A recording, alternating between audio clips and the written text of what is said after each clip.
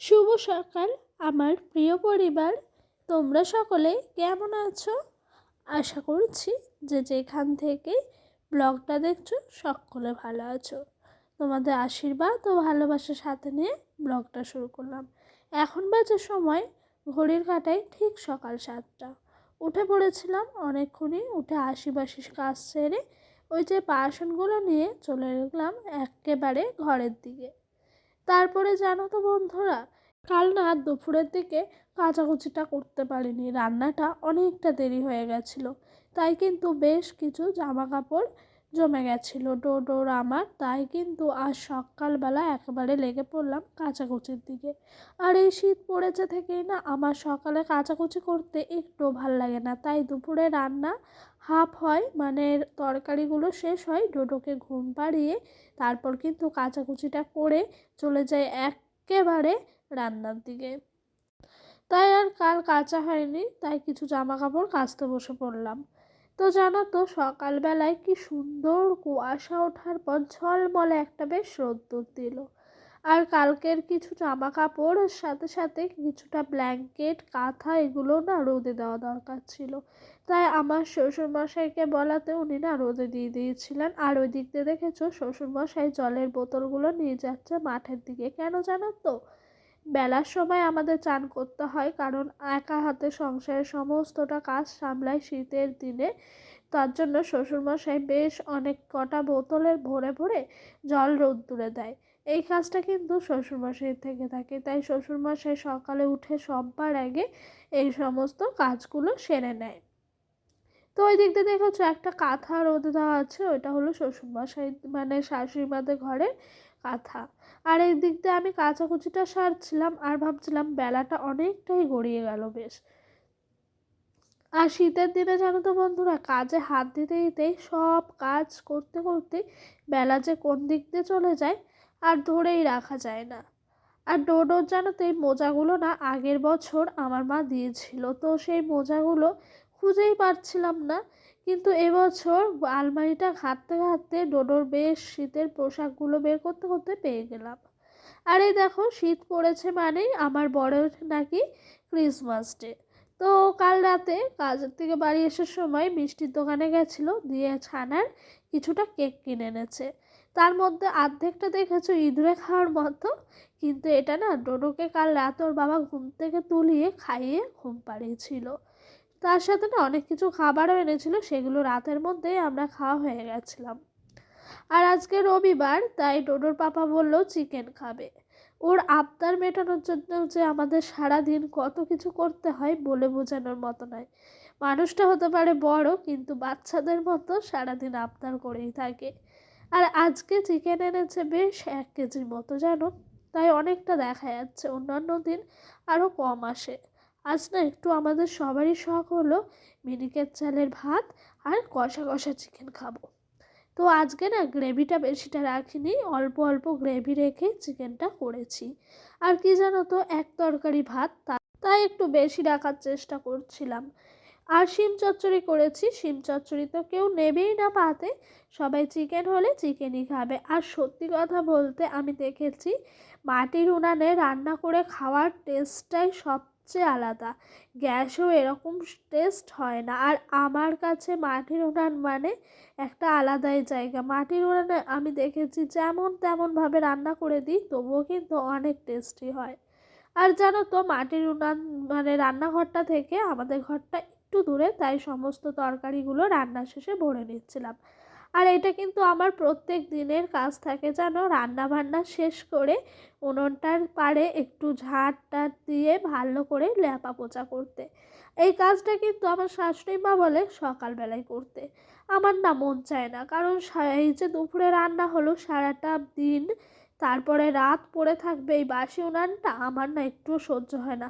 তাই আর কি উনানটা রান্নার শেষেই আমি ল্যাপা পোছা করে রেখে দিই।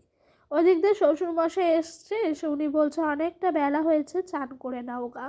আমি শুধু একটা কথাই বললাম, উনানটা লেপে স্নান করে নেব। তো এই যে সুন্দর করে উনানটা লেপে দিচ্ছে। আর উনানটা লেপতে গিয়ে শুধু দেখি এদিক ফাটা ওদিক ফাটা, তাই একটু আগে মাটি দিয়ে জয়েন দিয়ে দিই, তারপরে কিন্তু উনানটা লেপি। আর আজকে দেখেছো কাদাটার কালারটা কতটা সুন্দর। এটা জানো তো আমাদের মাটির ঘর আছে না, ঘরটা থেকে না দেয়ালগুলো ভেঙে ভেঙে পড়ছে, তারই কিছুটা অংশ রেখে দিয়েছিলাম এই উনান লেপবো বলে। একদিন শাশুড়ি মা বলেছিলেন যে মাটির দেয়াল যখন ছিল আগে নাকি আমার শাশুড়ি মা ঘর লেপতো, মানে দেয়ালটাও লেপতো। ঘর তো এখনও লেপা হয়, তাই আর কি সেই দেয়ালের মধ্যে কালারটা অন্য রকমই থাকে। তো সেই জন্য আমি কিছুটা অংশ রেখে এদিকে ল্যাপা মোছার কাজে লেগে পড়লাম। আর দেখবা তো বন্ধুরা, যেই কাজটা পরিষ্কার পরিচ্ছন্ন করে ভালোবেসে করবে না, সেই কাজটা কিন্তু অনেকটা ভালোও হয়। আরে বাবা রে, ডোডো পকেটে হাত দিয়ে হাঁটছে, পড়ে যাবি। ও বাবা টাটা বলো, তাকাও তাকাও। ডোডো এখন নতুন সোয়েটার পরেছে, তাই ওর কত খুশি দেখো বন্ধুরা।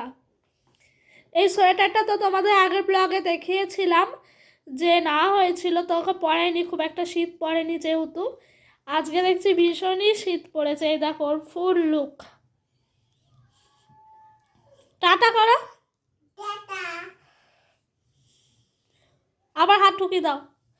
হ্যাঁ, শিখে গেছে, ওকে আমি একবার দেখিয়েছি। আর দেখেছো বন্ধুরা, আমার ছোট্ট সোনাটা দেখতে দেখতে বেশ বড় হয়ে যাচ্ছে। এখন কিন্তু আমার সব কথা শোনেও। সত্যি চোখের নিমিষে যে সোনাটা কবে বড় হয়ে উঠলো এতটা ভাবতেই পারিনি। তো অনেক কথাই বললাম, আর এইদিকে দেখেছো কাঁথা তারপর কম্বল সমস্তটাই ভাঁজ করছিলাম। আর তোমরা হয়তো ভাববে আমার সামনে কেউ আছে, বিশ্বাস করো বন্ধুরা, আমার সামনে কেউ নাই। আমি জানো তো নিজের মনের খুশিতে নিজে যখন কাজ করি না, তখন কিন্তু অটোমেটিকই হাসি চলে আসে, কোনো হয়তো কথা ভাবছিলাম। তো এই যে আমি হাসছিলাম, এটা কিন্তু ভিডিওতে এসেই দেখছি যে আমি হাসছিলাম। এরকম সত্যি আমার সাথে অনেকবার হয়। আর অনেক সময় আমার বরমশাই দেখায়, মানে মনে করিয়ে দেয়। তো বন্ধুরা, অনেক শখ করেছিলাম আজ মিনিকেট চালের ভাত যেহেতু, তো চিকেন কষা তো কলা পাতায় খাবো। তো শ্বশুর মশাই আর আমি খেয়েছি, আমার বরমশাই শাশুড়ি মা আর ছেলে থালায় খেয়েছে। তো আজকে মেনুতে ছিল সকালকার একটু কপি পাতা বাটা, আর তোমার শিম চচ্চড়ি, আর চিকেন কষা। আজকে বেশ ভারী তৃপ্তি করে খেলাম। আর মিনিকেট চালের ভাত প্রায় দিন ভাল লাগে না, কেন জানো তো, ডোডো ছোট তো, ওর ভাত মাখতে গিয়ে মাখায় যায় না। সেই কারণে কিন্তু প্রত্যেক দিন মিনিকেট চালের ভাতও খাওয়া হয় না। আর সন্ধ্যাবেলায় ঘরে শুয়ে আছি, আমার বরমশাইয়ের আবদার, যাও গিয়ে চাউমিনটা রেডি করো, আমি সমস্ত কিছু এনে দিচ্ছি। এরকমভাবে ওর কিন্তু মাঝে মধ্যে আবদারগুলো আমাকে আর শাশুড়ি মাকেই পূরণ করতে হয়। কখন কি খাবার হুট করে মনে পড়ে গেল, সেটা খাবার বায়না। তো আর কি করব, একেবারে কাজে লেগে পড়লাম কোমর বেঁধে শাশুড়ি বৌমা। তো দেখি শাশুড়ি মা অনেকটাই রেডি করে ফেলেছে, কিন্তু লাস্টের দিকে উনি আর পারছে না, যেহেতু হাতের ব্যথা আছে।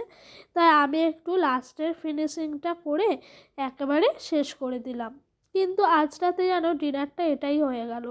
এই চাউমিন খাওয়ার পর কিন্তু আর ভাত খেতে মন চায় না, সেই কারণে কিন্তু চাউমিন দিয়েই রাতের ডিনারটা শেষ করলাম। আর জানো তো বন্ধুরা, চাউমিন করার পর এদিকে দেখছি মানি প্ল্যান্ট গাছটা না তোমার নোংরা হয়ে গেছে অনেকটাই। তো মানি প্ল্যান্ট গাছটাকে একটু ভালো করে পরিষ্কার করছিলাম। আর গাছটা বাইরে থাকে তো হয়তো ছেলেপেলে হাত দেওয়াতে গাছের পাতাটা না একটু ছিঁড়ে দিয়েছে। কেউ কেউ আবার এসে বলে পান পাতা গাছ, ছোট বাচ্চাদের মনে যা আসে তখন তাই বলে। এই দেখো পুরো রেডি আমাদের চাউমিন। তো আজকের ডিনারটা কিন্তু জমে গেছিলো। এরকমভাবে না আমাদের বাড়িতে ছোটোখাটো একটু আনন্দ করাই হয়। সত্যি কথা বলতে এইরকম ছোট ছোট জিনিসে আমরা অনেক খুশি, আমাদের কাছে অনেক বেশি বেশি জিনিস দরকার নেই। তো বন্ধুরা, এই দেখো একবারে 4 প্লেট রেডি আমাদের চারজনার। আর ছেলের জন্য আলাদা করে লঙ্কা দেওয়ার আগে তুলে রেখেছিলাম। ও কিন্তু খেতে পারে, তাও আমরা একটু বাচ্চা তো অ্যাভয়েড করারই চেষ্টা করি। তো বন্ধুরা, চাউমিনটা হয়ে গেল, বরমশাই দেখি কাজে বসে পড়েছে, তাই আর কি ওনাকে ঘরে গিয়ে একেবারে দিয়ে দিলাম চাউমিনটা। তো বন্ধুরা, আজকের ভিডিওটা এই পর্যন্তই। যদি ভালো লাগে লাইক কমেন্ট করো। আর আমার চ্যানেলটা সাবস্ক্রাইব করে ছোট্ট চ্যানেলের পাশে থেকে যেও বন্ধুরা। দেখা হচ্ছে কোনো একটা নতুন ব্লগ।